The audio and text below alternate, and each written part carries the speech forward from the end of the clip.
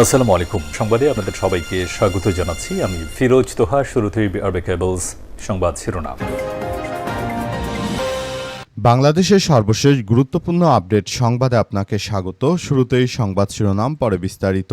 প্রথমেই জানাবো, দিল্লিতে শেখ হাসিনা মোদির একান্ত বৈঠক। দ্বিপক্ষীয় বৈঠক ছাড়াও একান্ত বৈঠক করেছে বাংলাদেশের সাবেক প্রধানমন্ত্রী শেখ হাসিনা ও ভারতের প্রধানমন্ত্রী নরেন্দ্র মোদী। আজ বিভিন্ন সূত্র থেকে বিষয়টি নিশ্চিত হওয়া গেছে। এরপর জানাবো, ইন্ডিয়া বাংলাদেশ দিল্লিতে শেখ হাসিনার ভার্চুয়াল ভাষণে আপত্তি ঢাকার, ভারতে অবস্থান জানতে চাইল বাংলাদেশ। আজ 5 আগস্ট দিল্লিতে আওয়ামী লীগের সাংবাদিক বৈঠক। সেখানে প্রথমবারের মতো প্রকাশ্যে এসেছেন শেখ হাসিনা এবং তিনি সবার উদ্দেশ্যে ভাষণ দিবেন। এ বিষয়ে খুবই গুরুত্বপূর্ণ সংবাদ জানাবো, সঙ্গেই থাকুন। এদিকে বাইতুল মোকাররমে 11 দলের গণসমাবেশে ব্যাপক উপস্থিতি। গণঅভ্যুত্থানের দ্বিতীয় বার্ষিকী উদযাপন উপলক্ষে গণভোটের রায় বাস্তবায়নের দাবিতে বাইতুল মোকাররমের জাতীয় মসজিদের দক্ষিণ গেটে বিশাল গণসমাবেশ করছে জামাত ইসলামের নেতৃত্বাধীন 11 দলীয় ঐক্য। এবারে জানাবো, ইতিহাসের নিকৃষ্টতম ঘৃণ ফ্যাসিস্ট হাসিনা, বললেন রুহুল কবির রিজভী। প্রধানমন্ত্রী তারেক রহমানের রাজনৈতিক উপদেষ্টা বিএনপির সিনিয়র যুগ্ম মহাসচিব অ্যাডভোকেট রুহুল কবির রিজভী বলেছেন যে পৃথিবীর নিষ্ঠুর এক স্বৈরতান্ত্রিক শাসক হচ্ছে শেখ হাসিনা। এবং সর্বশেষ জানাবো, লাল টেলিফোনে শেখ হাসিনার কল রেকর্ড শুনলেন প্রধানমন্ত্রী তারেক রহমান। রাজধানীর শেরেবাংলা নগরে প্রতিষ্ঠিত জুলাই গণ অভ্যুত্থান স্মৃতি জাদুঘর উদ্বোধনের পর জাদুঘরের বিভিন্ন গ্যালারি ও প্রদর্শনীতে পরিদর্শন করেছেন প্রধানমন্ত্রী তারেক রহমান। সে সময় তিনি জাদুঘরে সংরক্ষিত একটি লাল টেলিফোনে রেকর্ডকৃত শেখ হাসিনার কলের অডিও শুনেন। প্রিয় দর্শক, এতক্ষণ শুনছিলেন সংবাদ শিরোনাম, এবারে বিস্তারিত। তবে তার আগে বন্ধুরা, অনুরোধ থাকবে এই সংবাদটিতে একটি লাইক দিন। এই চ্যানেলে আপনি নতুন হয়ে থাকলে আমাদের সংবাদটি দেখতে দেখতে চ্যানেলটি সাবস্ক্রাইব করে রাখুন। কমেন্ট করে বন্ধুরা আপনার মূল্যবান মতামত জানিয়ে দিন আপনি বিশ্বের কোন দেশ থেকে বা বাংলাদেশের কোন স্থান থেকে আমাদের সংবাদটি দেখছেন এবং শুনছেন। আর বন্ধুরা, সংবাদটি আপনার সোশ্যাল মিডিয়া ফেসবুকে শেয়ার করে বন্ধুদেরও দেখার সুযোগ করে দিন। গাজা যুদ্ধে আপনি যদি নিরীহ ফিলিস্তিনিদের ভালোবেসে থাকেন বন্ধুরা, কমেন্টে ইয়েস লিখে পুরো বিশ্ববাসীকে আমাদের এই তাজা আপডেটটি দেখার সুযোগ করে দিন। এবারে বিস্তারিত। দিল্লিতে হাসিনা মোদির একান্ত বৈঠক। বাংলাদেশের সাবেক প্রধানমন্ত্রী শেখ হাসিনা এবং ভারতের প্রধানমন্ত্রী নরেন্দ্র মোদীর সঙ্গে বৈঠক হয়েছে বলে নরেন্দ্র মোদীর একটি ফেসবুক পোস্ট থেকে দেখা গেছে। প্রধানমন্ত্রী শেখ হাসিনার সঙ্গে ফলপ্রসূ আলোচনা হয়েছে। গত 9 বছরে ভারত বাংলাদেশ সম্পর্কের অগ্রগতি খুবই সন্তোষজনক বলে সেখানে জানানো হয়েছে। নরেন্দ্র মোদীর টুইটার অ্যাকাউন্টে ইতিমধ্যে সেই ছবির বেশ কয়েকটি ভিডিও সবকিছু ভাইরাল হয়েছে। সেসব জায়গায় এসব ভিডিওগুলো দেখা গেছে এবং সেখানে বাংলাদেশের সাবেক প্রধানমন্ত্রী শেখ হাসিনাকে যথাযথভাবে সম্মানের সহিত নরেন্দ্র মোদী বৈঠক করেছেন বলে বিভিন্ন সূত্র থেকে জানা গেছে।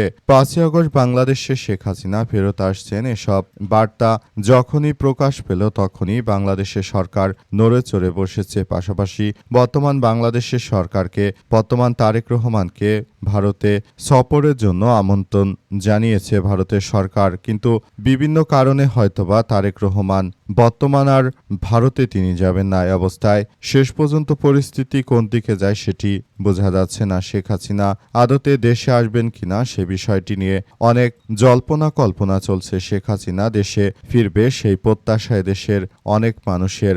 অনলাইন খুললেই দেখা যায় যে আওয়ামী লীগের বিভিন্ন পত্রপত্রিকা ও মিডিয়াগুলোতে শেখ হাসিনার দেশে ফেরত আসার বিষয় নিয়ে অনেক কথাবার্তা চলছে এবং সেসব বিষয়গুলো সামনে আসার মধ্য দিয়ে সবাই আরেকটু শিওর হচ্ছিল যে শেখ হাসিনা হয়তো খুব দ্রুততম সময়ের মধ্যেই তিনি দেশে ফেরত আসছেন। কিন্তু এখন পর্যন্ত সেসব বিষয় নিয়ে সেভাবে আসলে কোনো কিছুই জানা যাচ্ছে না। শেখ হাসিনার দেশে ফেরত আসার ব্যাপারে আজ দিল্লি থেকে বার্তা দিবেন শেখ হাসিনা।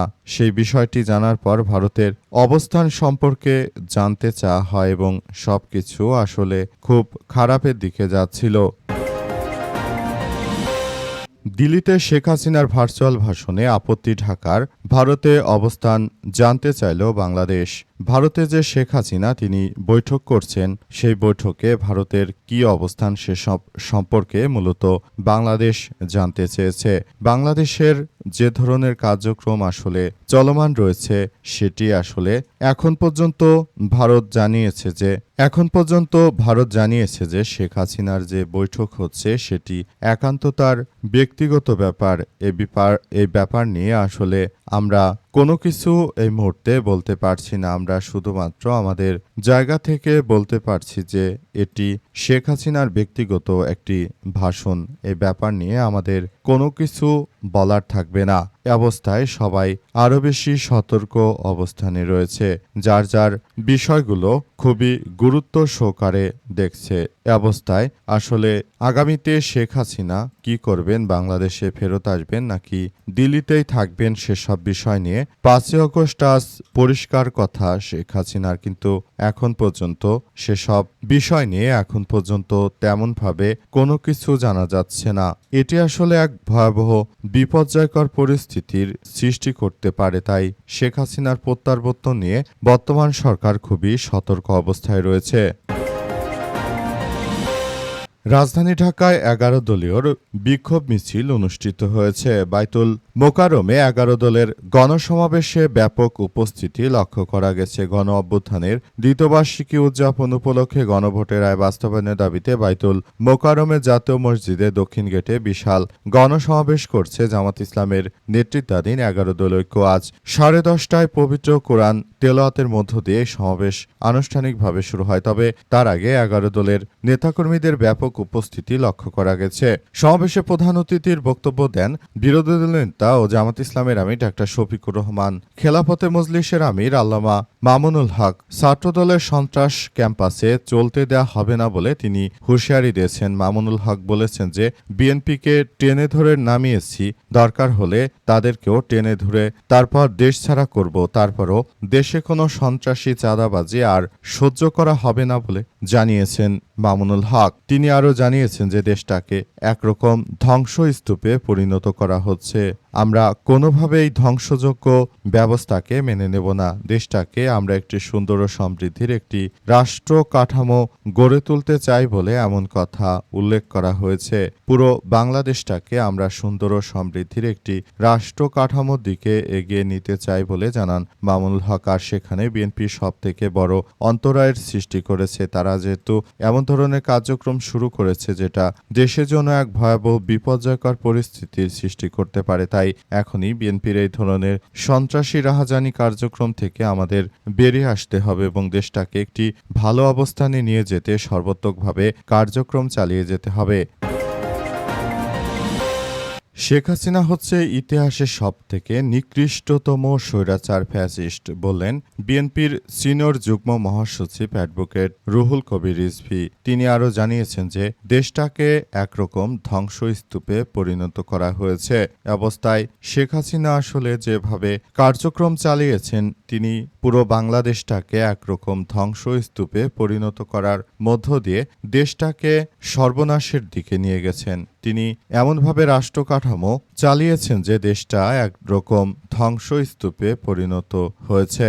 অবস্থায় সবাইকে আরও বেশি সজাগ থাকার জন্য বলা হচ্ছে, সবাইকে আরও জানানো হয়েছে যে ফ্যাসিস্ট স্বৈরাচার শেখ হাসিনা যেভাবে বাংলাদেশকে ধ্বংস করেছে, তার হাত থেকে, তার কালো ছায়া থেকে 2024 সালের ছাত্র জনতা আমাদেরকে রক্ষা করেছিল। তাদের হাত ধরে বাংলাদেশে জুলাই রচিত হয়েছে, সেটা অস্বীকার করার কোনো উপায় নেই। আমরা দেশটাকে একটি সুন্দর ও সমৃদ্ধির একটি রাষ্ট্র কাঠামো হিসেবে গড়ে তুলতেই সবাইকে নিয়ে আমরা সুন্দর ও সমৃদ্ধির পথে এগিয়ে যেতে চাই, কিন্তু দেশের অভ্যন্তরে তারা আবারও এক স্বৈরাচারী কায়দায় দিল্লি থেকে নানাভাবে ষড়যন্ত্র শুরু করেছে। তাদের হাত থেকে অবশ্যই আমাদেরকে নিজের রাষ্ট্র কাঠামোকে রক্ষা করতে হবে।